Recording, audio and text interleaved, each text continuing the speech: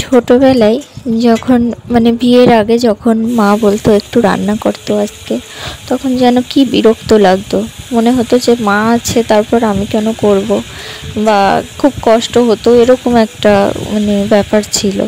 আর এখন দেখো, বিয়ের পর সব রান্না করছি, সব কিছুই করছি, সমস্ত কাজ করতে হচ্ছে। তো বিয়ের আগে মাকে যদি খাওয়াতাম তাহলে হয়তো বা এখন এতটা খারাপ লাগতো না। এখন মাঝে মাঝে মনে হয় যে সত্যি এখন তো সবই সবাইকে করে খাওয়াচ্ছি, সব কিছুই করছি, তাহলে তখন মাকে কেন একটু খাওয়াইনি। তো এখন ওই আফসোসটা হয় যে যদি মাকে একটু এখন সব সময়ের জন্য এরকম পারতাম রান্না করে খাওয়াতে।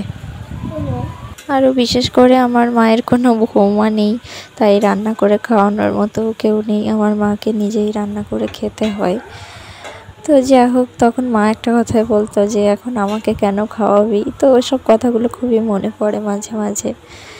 তো সত্যি বিয়ের আগে যদি এই কথাগুলো বুঝতাম, তো এখন সবটাই বুঝি, কারণ এখন আমিও মা হয়ে গেছি। তখন মনে হতো যে এই তো এতটুকু কাজ, এতটুকু রান্নাতে কিসের এত কষ্ট, কিন্তু সত্যি এখন বুঝতে পারি যখন নিজেও সেই জীবনটাই উপভোগ করছি।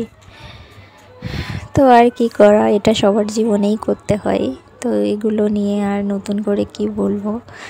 তো দেখো, এখানে দেখো চিনির মধ্যে কিছু চাল ছিল, তো সেগুলোই বাছছিলাম আমি রান্নার মাঝখানে। তো আর শুধু ভাবি, মাঝে মাঝে ভাবি যে ডায়েট করব, দিন দিন শুধু খাচ্ছি আর মোটা হচ্ছি। তো এরকম খাবার যদি সামনে থাকে, তোমরাই বলো লোভ সামলানো যায়? মানে আমি তো পারি না।